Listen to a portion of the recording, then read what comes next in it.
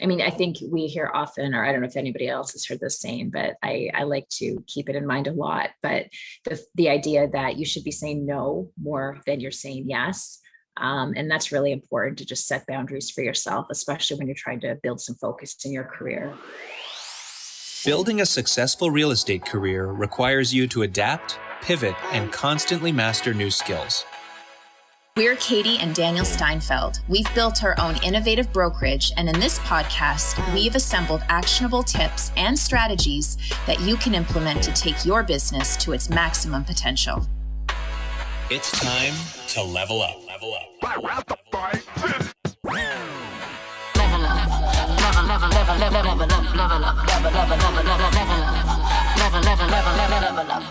Level up. All right. This week we are talking about finding your focus, and I'm going to jump right in. As I said, we're moving forward on this bad boy.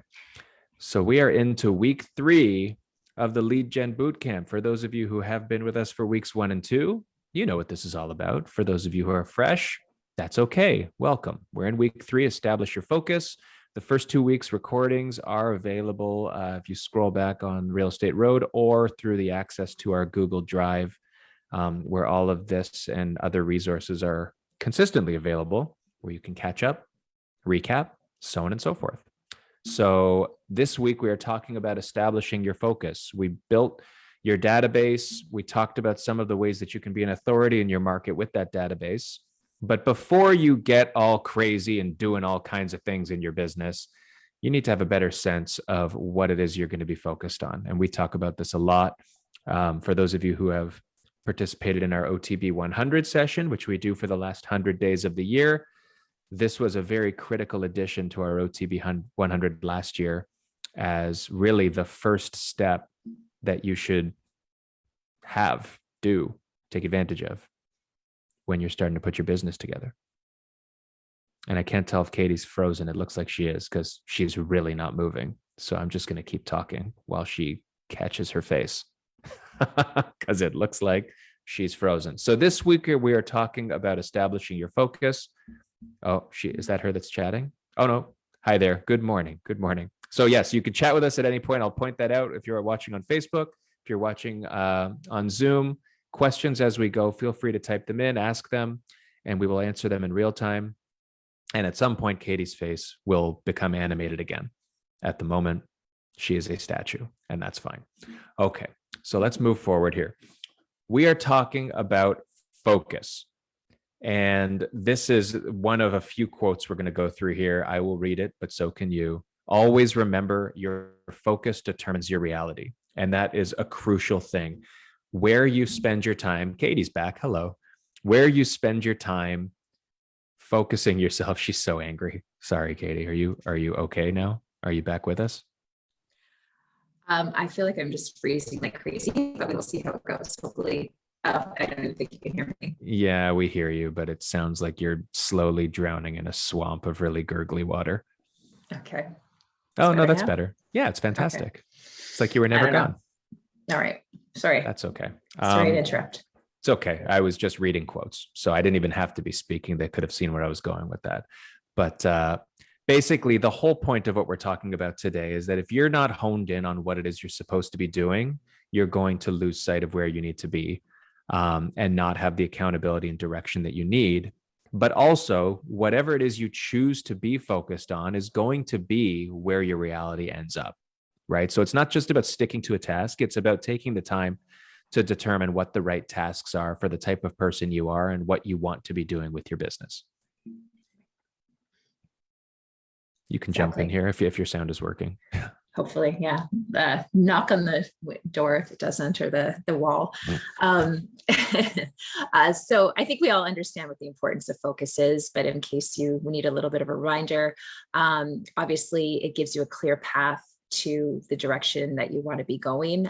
It avoids you getting distracted, which is something that I think often gets in the way of us being able to accomplish the goals that we've set out for ourselves.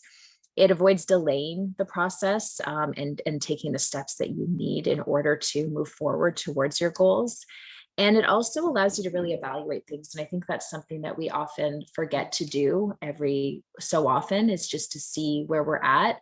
For a couple of reasons. Obviously, you want to make sure that you're heading in the right direction, you're hitting the milestones that you originally set out for yourself. But I think it's also important to recognize that where you were and where you've gotten to, and sometimes we don't really, we're not that kind to ourselves when you really look back and realize what you've accomplished, because for the most part there are things that you've accomplished, and it's really important for you to recognize that and know that you can move forward in a more confident way. You're on mute. That's good, because it was a really corny joke, and now no one's going to be able to hear it unless you can read lips. Yeah, what she said. I'm going to keep moving forward. Another good quote without quotation marks on it right now, but you know it's a quote because there's a name at the bottom. Don't confuse what you do with who you are. Okay, and this can be taken a lot of different ways, but really when it comes down to it, you are not a function of your job. Okay, you don't need to be defined by what you believe real estate to be or what you see other people doing. You need to be yourself, and you need to project that into what you do. So what you do should be a product of who you are and how you choose to apply yourself, rather than the other way around. Okay. And that's a lot of what we're focusing on here too. And whether you're new, I know there's a lot of people who are watching this who are maybe newer in the industry. There are some who have been in it a long time. We've started employing a lot of the strategies in this presentation and just the idea of focus, more recently, and we continue trying to do that as we go. This is not something that's limited to just new folks, although it's super important for everybody to just take a step back and realize what it is. Realize this question: who are you? Who are you? Are you Shooter McGavin on the left? I'm the one with the computer in the middle. Yeah, you're the one in the middle. And honestly, people think I'm the one on the left. In the middle.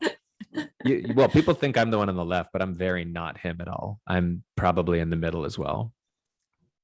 In a box. Yeah, I have a deeper box than that, though.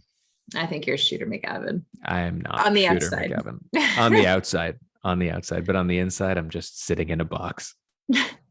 With my laptop. But okay. I mean, jokes aside, though, these are just images of clearly different types of exaggerated people. Yes. And none of them is the wrong answer. Okay. So this isn't to say like, oh man, I am that guy on the left. I must be a sleazebag. They don't want me to be, that guy. Well, no, if you're the kind of person who is outgoing, and we're going to talk about this, and, all about meeting people and making the sale and all smiles, that's a good thing. But you need to be able to embrace that's who you are and that's what you enjoy in the tasks that you put out there. And the same thing goes for if you're an introvert, if you're an analytic person, if you really thrive when working with a team and among other people. These are the sorts of things you need to understand in order to properly establish your focus in your business. Exactly. So we're going to go through 4 of the main agent profiles. I say profiles because I can't really pronounce that word, and I don't want to. Archetypes? Archetypes? Sure. Worcestershire sauce? But it's good to just understand what your strengths, what your weaknesses, where you gravitate naturally to, what's a little bit more difficult for you, because ultimately you don't want to be doing something that you don't enjoy in this field. And we want to make sure that we're attracting the type of business that we like in the way that we enjoy doing it. So there's 4. We've got networker, converter. Oh, sorry. Hey, prospector, and marketer. We're going to go through all of them. I was just naming them off so people can just start off. Come on, man. All right. Well, you move on. Okay. Networker. Now I'm falling behind. Okay, fine. Yeah. Networker. Look at these elbows. Look at this, not with the time still in COVID kind of a slide. We don't need to do this junk anymore. Picture all those people without masks on. I'm kidding. If you wear a mask, I totally support that. So networkers. These are one type of person who really loves being around people, loves being in person, initiates conversation, probably has been really not loving the last couple of years. And because this sort of a picture is probably the extent of the networking you might have been able to do. But this is one of the 4 types of people that are out there. It's the people persons. Anything you want to add to that? Like, we're going to talk about how you fit and how you could work with these things, but this is person the first. Yeah. And as we go through these slides, if you could put in the chat, or if you're on Facebook, in the comments, which one you think you are, I'd be curious to know. So the prospector is the type of person that really enjoys building something from nothing, I guess. You know, the colder leads, self-starter for sure.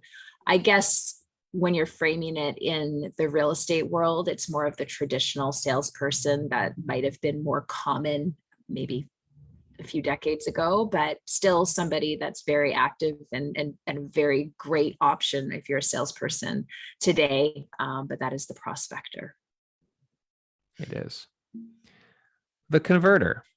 Now, these are people who are definitely, this is more of a recent progression. This is what you see a lot of with lead gen systems you might use. These are the people who want the list of names. They want people who are at least somewhat qualified. They're told who to go to. In a lot of cases, they've got a system to what it is they're going to say. And it's easier for them to operate in that world. A lot of the times it's an online and it's an automated approach to things, where things are just put in one place. You're able to sit in one spot and just burn through leads. That's what a converter is. It's somebody who's taking something and converting them from warm to hot, from warm to an actual sale. And then finally is the marketer, somebody that I guess is more recent to the real estate world in terms of profile or archetype. But they're the type of people that enjoy building more of a personal brand for themselves. They tend to be more creative.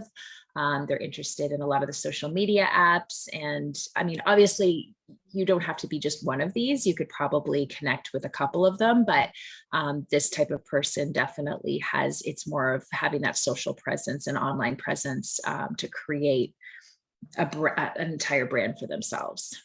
Yeah, and we're going to jump into how these interact with each other in a lot of ways as well, but it's important for you to take a real step back. I know the first slide that was there, understand where you land really. And that's a deliberate word that it's easy for everyone to say, well, I'm a little bit of networker and I don't mind this and I'm that. Or a lot of people will say, I think the most common answer we get from people now is, I'm pretty much everything but a prospector. That's what a lot of people say now. Like, I don't like cold leads, but everything else is me. Like I can be these things. And if you're saying I can be these things, it's probably not who you are, right? It might be what you want to be, and that's okay. If you want to put your focus into one of these buckets, that's fine. But the more you dilute things by trying to be everything, we talk about this a lot, you're not going to be able to succeed in focus. That's the opposite of focus. When you've got a million things to focus on, you actually don't have focus, right? And that leads to this most recent quote of the presentation, which is, this is my favorite one. It's all downhill from here, guys. The essence of strategy is choosing what not to do. It's not about building the plan around all the stuff you want to accomplish. It's about first weeding out the noise and eliminating the distractions so that you can focus on what it is you want to do, right? Strategy is all about honing in, and you can only hone in on one thing when you get rid of everything else. Yeah, exactly. I mean, I think we hear often, or I don't know if anybody else has heard the same, but I like to keep it in mind a lot. But the idea that you should be saying no more than you're saying yes. And that's really important, to just set boundaries for yourself, especially when you're trying to build some focus in your career. All right, idea time. Let's get you kick-started. That doesn't sound right. Let's get you started. Let's kickstart you. Let's kickstart you. Let's kick you. Get started. We could mix up those words so many different ways. Let's kick. Okay, moving on. All right, moving on. Okay. All right. So here are 2 very important questions, the second of which we've already touched on, the first of which is going to help bring this all together. Who is your audience? Okay. You're going to want to establish who you are, but you're also going to want to establish who you're trying to speak to in your business here. And this can be broken down, which we're going to in the next slide, a multitude of different ways. But these are the 2 big questions that are going to help determine where your focus and strategy should lie and also help you eliminate things that you might think you want to focus on as well. Yeah. So I would suggest, if you don't have one, get a paper and a pen and start writing some ideas down as we go along, just to get you started or kick started. Yeah. Don't be like the person in the picture who's on their phone. Grab a pen, grab paper. Oh, you can't see my video, so never mind. Or can you? I only see you. Your video. Oh, I can see your video. So I should put clothes on? So, okay, moving on. Okay, defining your audience. Sorry, was that inappropriate? We got to keep things light here. Like the audience, like the chat box, everyone's just intently listening. We want to make sure people are engaged. Nobody told me what kind of a person they were, and I kind of wanted to know, but that's okay. Defining your audience.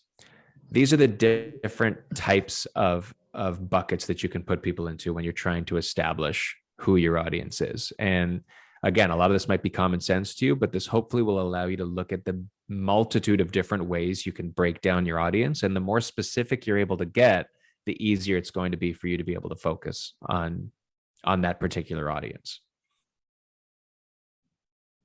Oh, are you frozen again? No, I'm here. Oh, I thought you were. Okay. Well, I was throwing the floor to you as well. Okay. So demographic, obviously that is one area that people like to define for themselves, whether they're, younger first-time home buyers, people that are downsizing, that might be an older demographic.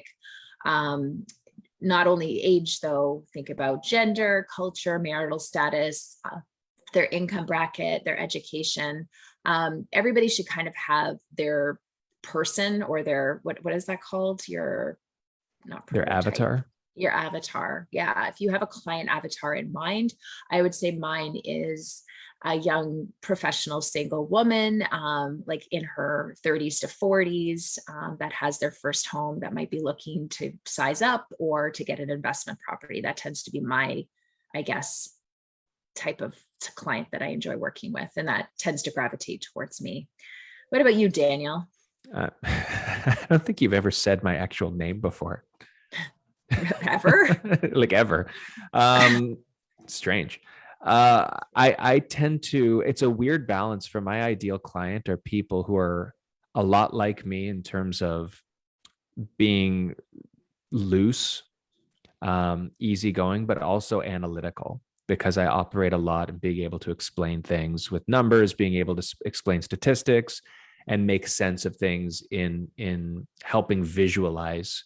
I'm a visual learner. And so I work well with people who are like that as well. I tend to skew more to that millennial demographic, young couples, single young professionals, those sorts of things where people are just interested in information and asking a lot of questions. That's where I thrive. Mm-hmm. And already, as you're talking, all of the different ways to create content and build your business around, like, as you were saying, like a visual learner, like, that plays into how you put content out there. So we'll obviously get into that. But I think as you guys are thinking about all of these things, it will stick out to you, the types of things maybe you should be doing in your business. Right.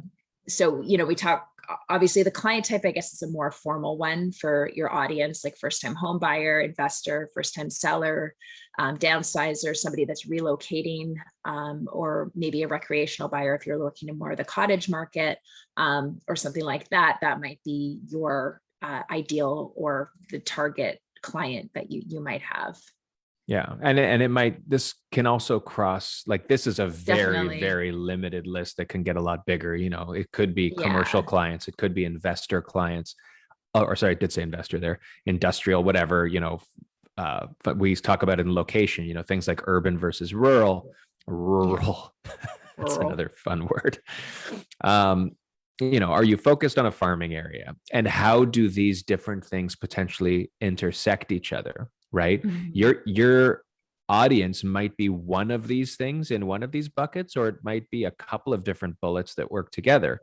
And, or, it might be a couple of different buckets that you're focused on, right? Like we say in the network part there, family, friends. We talked a lot about creating your database over the first week and how to hone in on that last week. If that is your primary focus and you've got like a secondary demo that you're looking to grow into your database, this is a good way to really isolate what those are so that you don't say, hey, I've got my database and then my new business model is going to be focused on everybody else and I'll see who comes to me. That's not the way to do it. It's about that new business approach. Who's it focused on? And use this or whatever it is you put when you're writing it down.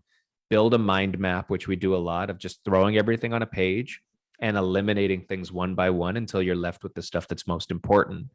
That will help tell you what direction that you want to go in and what makes the most sense for you.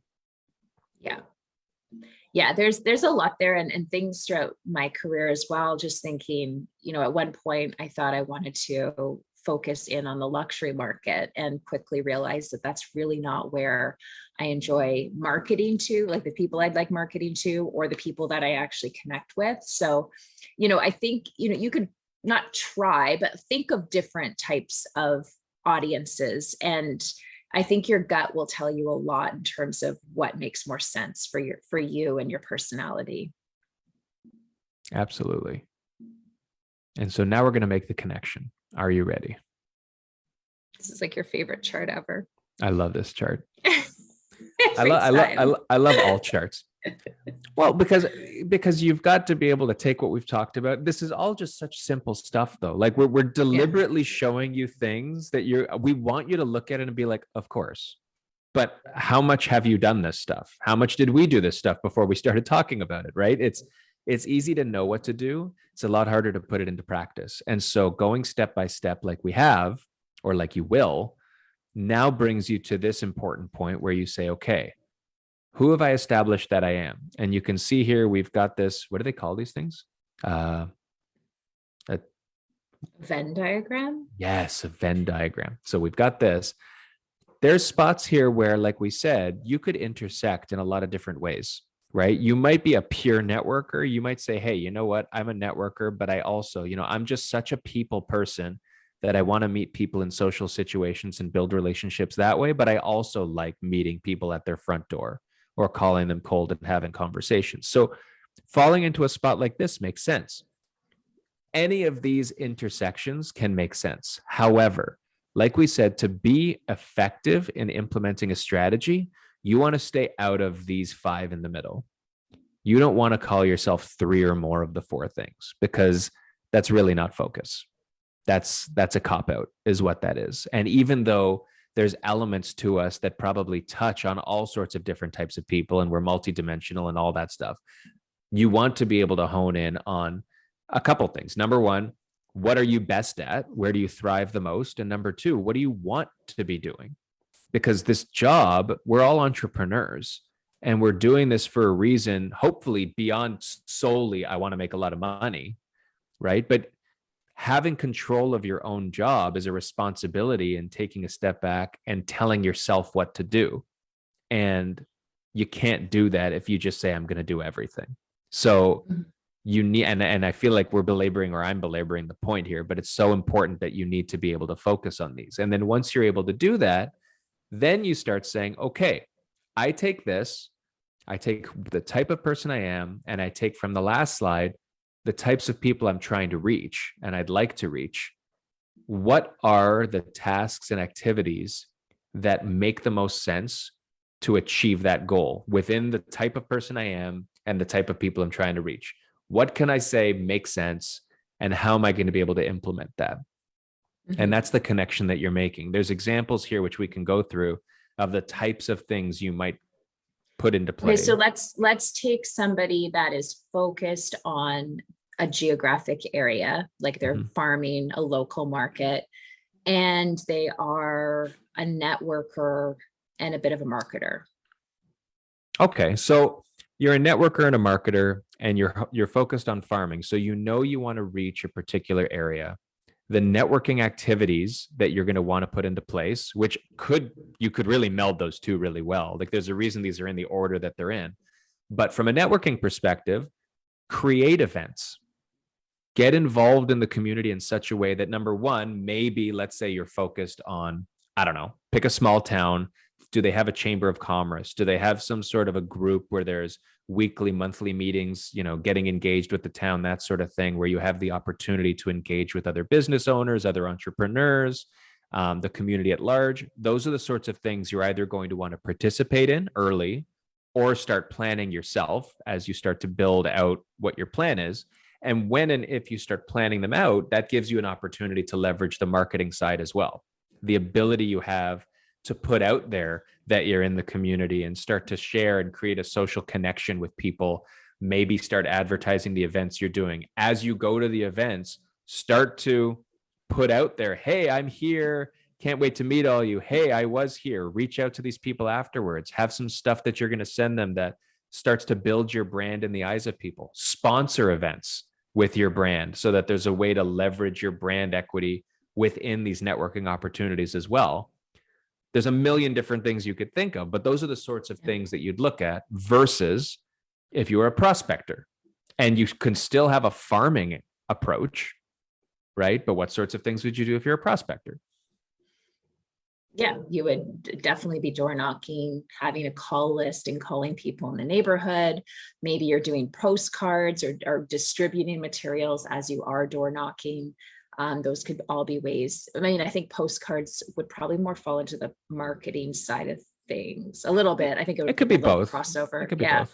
But yeah, and those are completely different activities. But as Daniel said before, the idea is that if you have a focus, you're not going to say, okay, I'm going to do all of these, because it's not going to work. We all know we have to be consistent, especially when it comes to, when it comes to anything like running seminars, for example. Like my suggestion, if that's something you want to do them each quarter and plan them out at the beginning of the year. So you have the date, you have either the venue or whether it's going to be on Zoom, you have the people that you're going to be participating with, and have it all ready to go, so that that's something that's kind of running in the background. It's planned, and then you can kind of focus on maybe a couple of additional networking activities throughout the year that may be more daily and weekly.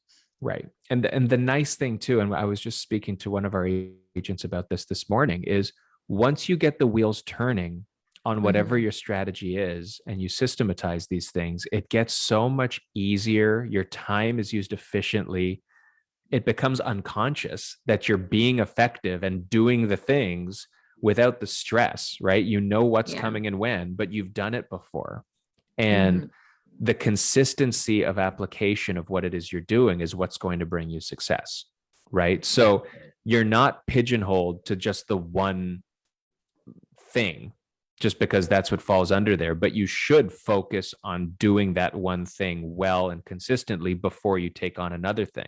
And the second thing you do needs to remain within your focus, because that will also allow a much easier connection between the things that you're doing with your same audience, so they don't get confused, right? The other thing is, this doesn't preclude your ability to touch on what some of these other things are, okay? And this isn't giving you an excuse to be everything, but for example, if you consider yourself a prospector or a networker or whatever, it doesn't mean you can't have a brand, is what I'm trying to say, right? Like you can still build a brand. That doesn't make you a marketer. It just means that the application of these things that you're doing is going to fall within the tasks that fit the type of person you are, right? You know, you can have a website that's sending leads to you if you want, but it's going to be a waste of your time if that becomes part of your schedule when that's not the type of person you are, because you're going to hate it, right? And so don't waste your money and waste your time on things that don't speak to the right people and don't speak to the type of person you are. Well, all of these could ultimately speak to the right people. It's just, I think this is more how you want to spend your days in building your business. Right. It's finding your focus. Right. Now, if there's any questions, I haven't seen any, which is good. I'll take that as everybody's just nodding and writing things down. But if anybody needs some clarification, we have found that when this approach is implemented, it does come down to the work element of this is asking yourself hard questions, and then it's brainstorming. And it's helpful when you've got not just yourself as the person you're talking to. And that goes for all of these steps. We've made a point of You want to look deep in yourself and say, here's the type of person I am, and here's the people I want to talk to, but bounce that off of people who are closest to you as well. Right. And see what they think. Even before you tell them anything, say, hey, what do you think I am? How do you think, like, how does the world perceive you right now? Because it'll help. It shouldn't change who you want to be and who you think you are, but it's helpful to know the activities you've been doing and the way you've been acting. This is the type of person that the world out there is thinking as well. More so when it comes to brainstorming, don't be on an island with coming up with ideas. There's so many ideas out there. Talk to your managers, talk to your broker, talk to your colleagues, friends, families, whatever. And when you can shape the brainstorm by saying, here's the criteria I'm working with, these are the types of people I'm trying to reach, and this is the type of feel and the type of work I'm trying to do, you'd be surprised how many great ideas will come out. And don't be ashamed or embarrassed copying good ideas you've seen either. Right? They're good ideas for a reason. Yeah. And everybody makes them their own typically, as long as you don't copy people's information word for word. But yeah, don't copy paste. Yeah. But there are definitely a lot of great ideas, but people put their own spin on it. And that's what's so great about ideas, is you're not copying exactly what people are doing. There's no monopoly on a good idea. So they say. That's the missing quote. Yeah. So what now? What do we do now? I don't know. We look at a wall with a bunch of drawings on it, it looks like. Okay, so I think this first point is really important, and one that I've fallen into the trap of not taking my time. I tend to like to think of an idea, love it, and jump right into it without actually taking the time to understand, is it exactly the direction I want to be going? Does this connect back to my goals? And is it something that really will be beneficial at the end of the day? So I would recommend that this is something you're working on. Take a time in the week that you typically don't get as interrupted as other times. And sometimes, usually that's the morning for me. But if you can take like a couple of hours and just really sit down without your phone and figure kind of your direction out and your focus, I feel like you will come out of that feeling like you have a lot more focus and direction moving forward in terms of what it is that you want to be focusing on. So that taking your time is really, really important. Don't just jump into it. Yeah. And then when it says challenge yourself, this really means get in the face of what you believe you have thought you're expected to be doing. Right? Step out of this mold of, this is what a realtor is. This is what is expected of me. This is who I'm supposed to be. Or this is easy, so I'm going to do it. This is your time to pick the stuff that you've avoided doing and ask the questions that you haven't asked to really be different. Because I don't care what jurisdiction you're in. I mean, we're in Ontario.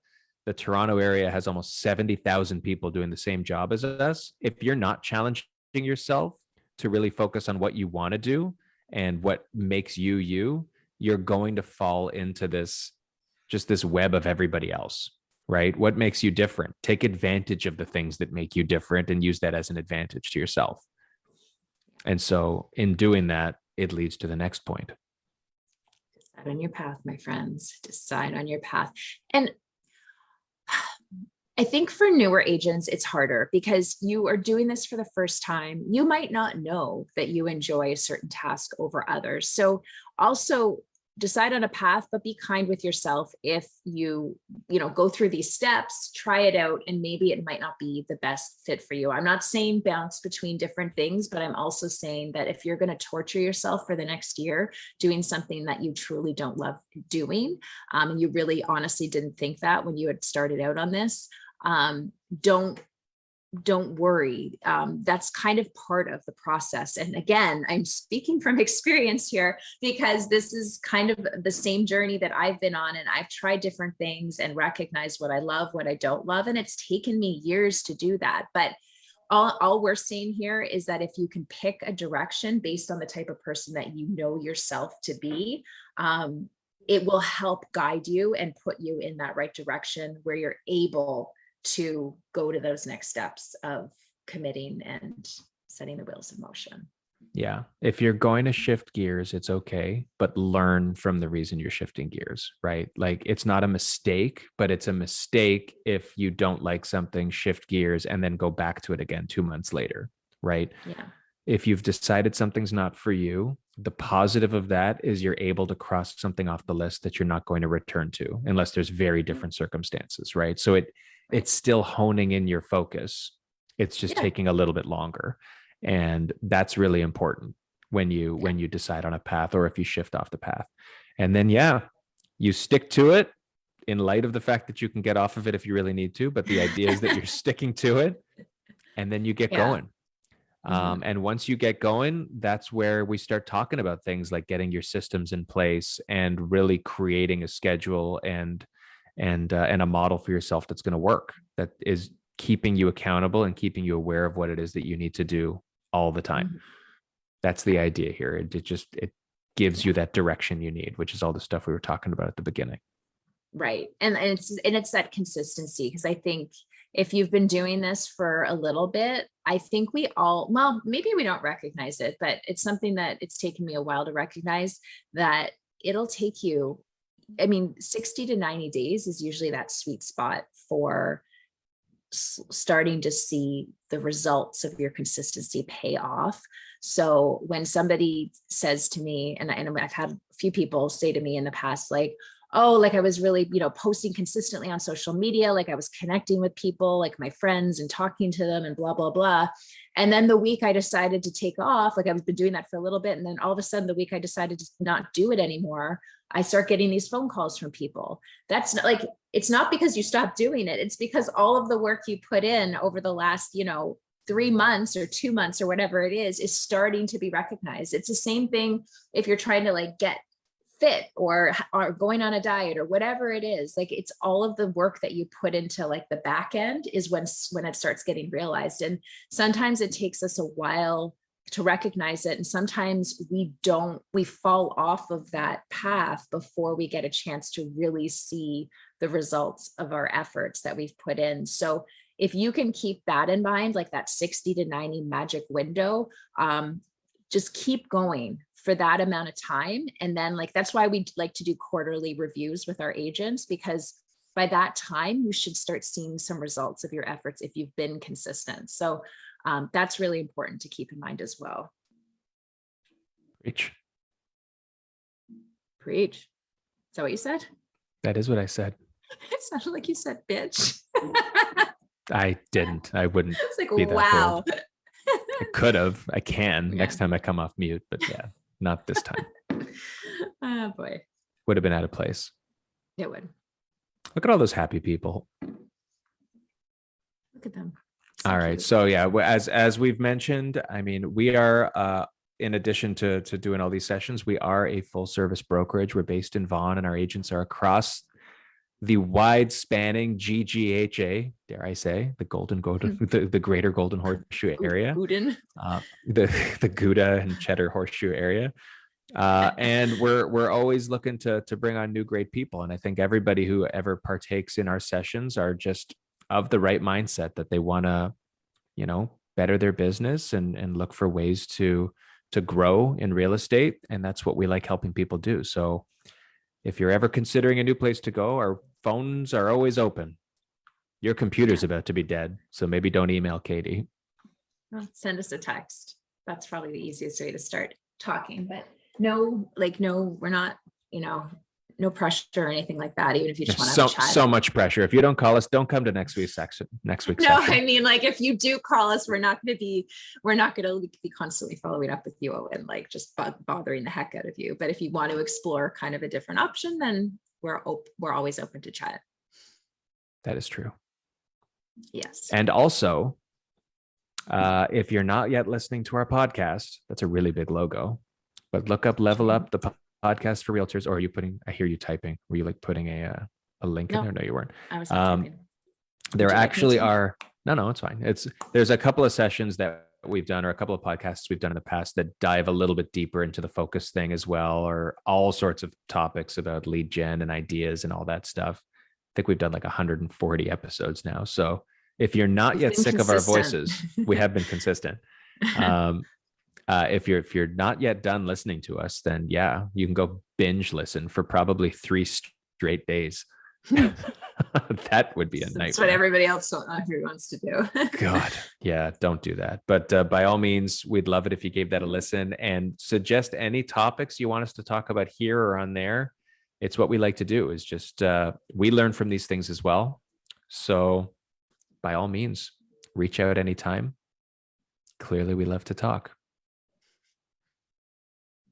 That's all I got. All right. Well, Your thanks guys for lasted. joining us. I am shocked because I was using it yesterday. We were in the car on a drive and I used it for maybe like not long, but still I haven't plugged it in since like yesterday morning and it's still going somehow. I don't know what are you looking at on the side? I'm looking, there's a red button that it turns red when it's about to turn off and it's not doing that, which is shocking to me. So this is a good computer. I was wondering if it was going to cut you off mid-sentence talking about how great it was, but it's that would be, yeah. All right. We'll shut it down now, but thank you to everybody for paying attention and joining us again today. We will be back again next week, and next week it's going to be a bit more of an Ask Us Anything. Bring all of your questions about your own business, about anything we've talked about or anything we haven't covered, because we really like those sessions. They're interactive. We used to do them a lot. We might pick them up a lot more in the future if we get a lot of response here, but we will see you at noon on Monday next week. And this is all available again. It'll be available as a recording on the Facebook group if you missed it or if you're just coming in late. And all send it out to the recording. We'll send it out. Yeah. Who do we send it out to? To everybody that signed up on Zoom. Oh yeah, the sign up was there. I was going to say, because people are watching on Facebook too. So if you didn't sign up on Zoom, you'll see it here on Facebook. But if you're on Zoom and you signed up, you're going to get it anyway. Everybody gets it. You get it. Facebook people get it. You all get it. It's like Oprah. You get a recording. You get a recording. You get a Google link. All right. Goodbye, everybody. Have a good week. All right.